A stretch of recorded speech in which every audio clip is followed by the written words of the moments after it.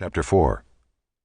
Then Moses answered, But behold, they will not believe me or listen to my voice, for they will say, The Lord did not appear to you. The Lord said to him, What is that in your hand? He said, A staff. And he said, Throw it on the ground. So he threw it on the ground, and it became a serpent, and Moses ran from it. But the Lord said to Moses, Put out your hand and catch it by the tail.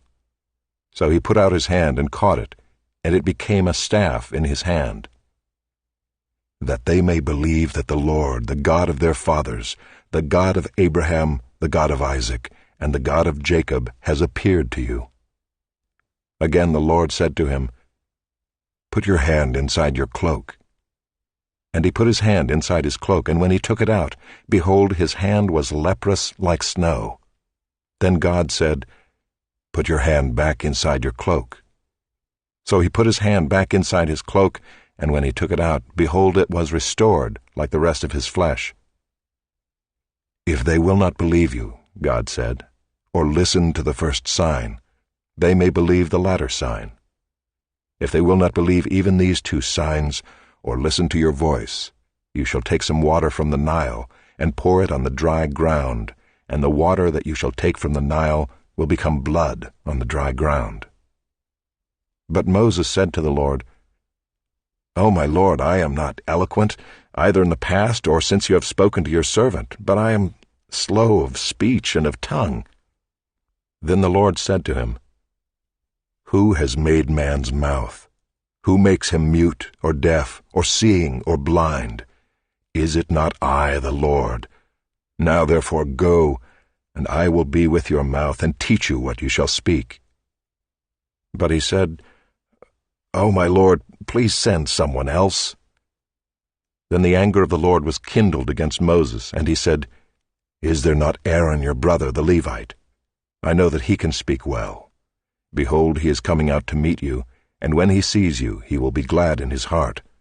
You shall speak to him and put the words in his mouth, and I will be with your mouth and with his mouth, and I will teach you both what to do.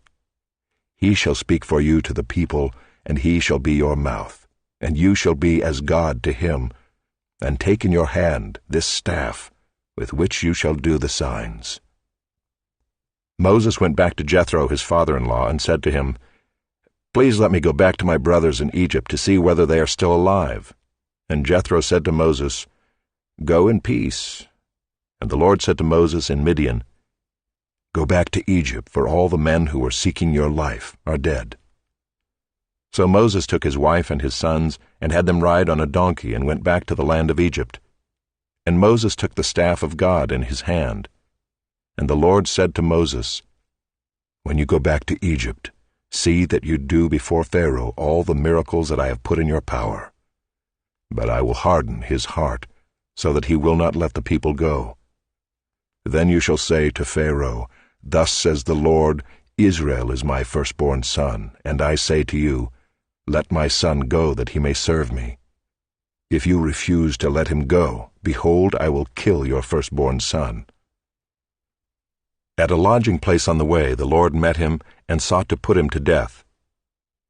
Then Zipporah took a flint and cut off her son's foreskin and touched Moses' feet with it and said, Surely you are a bridegroom of blood to me. So he let him alone. It was then that she said, A bridegroom of blood, because of the circumcision. The Lord said to Aaron, Go into the wilderness to meet Moses. So he went and met him at the mountain of God and kissed him. And Moses told Aaron all the words of the Lord with which he had sent him to speak, and all the signs that he had commanded him to do. Then Moses and Aaron went and gathered together all the elders of the people of Israel. Aaron spoke all the words that the Lord had spoken to Moses, and did the signs in the sight of the people. And the people believed, and when they heard that the Lord had visited the people of Israel, and that he had seen their affliction, they bowed their heads and worshipped.